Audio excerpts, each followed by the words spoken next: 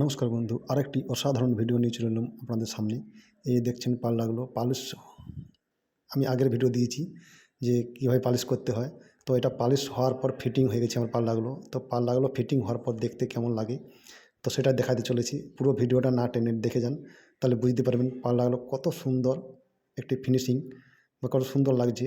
আর যারা এখনও পর্যন্ত আমার চ্যানেলটাকে লাইক শেয়ার করেননি, অবশ্যই লাইক শেয়ার করে দেবেন। এরকম যদি কারো পাল্লার পালিশ করার প্রয়োজন হয়, এর যে দেখছি ফিনিশিংটা, এরকম যদি কারো প্রয়োজন হয় করার, ও এরকমভাবে পুরোটাই আমরা একদম নিখুঁতভাবে কাজটা করে দেবো। একদম এখানে আসে দেখতে পারেন যে এই পাল্লার কাজগুলো কেমন হয়েছে।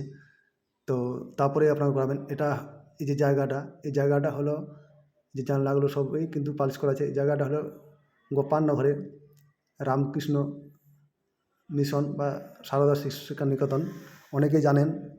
আর এই যে কাজগুলো দেখছেন, এই যে কাজগুলো পুরো একদম নিখুঁত। ভিডিওর মধ্যে এত সুন্দর করে আমি তুলে দেখাতে পারছি না, সামনাসামনি হলে আপনারা বুঝতে পারবেন। যারা যারা জানেন এই মিশনে চলে আসতে পারেন।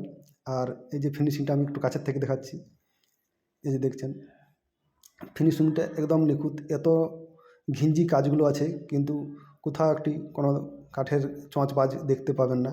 পুরোটা কিন্তু ঘষে আমরা খুব ভালোভাবে ফিনিশিং করার পরেই কিন্তু পালিশটি করে থাকি। এবং পুরো পালিশ বা পাল্লা অল কাজ আমরা করে থাকি।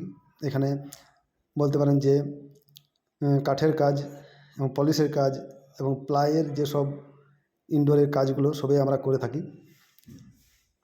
তো এই যে দেখছেন প্রতিটা কাজে কিন্তু আমরা নিখুঁতভাবে করি, কোনো খামতি রাখি না কোনো আমাদের কাজের। এই যে দেখছেন প্রতিটা পাল্লাই কিন্তু খুব নিখুঁত করে আমরা বানিয়েছি এবং পালিশ করেছি।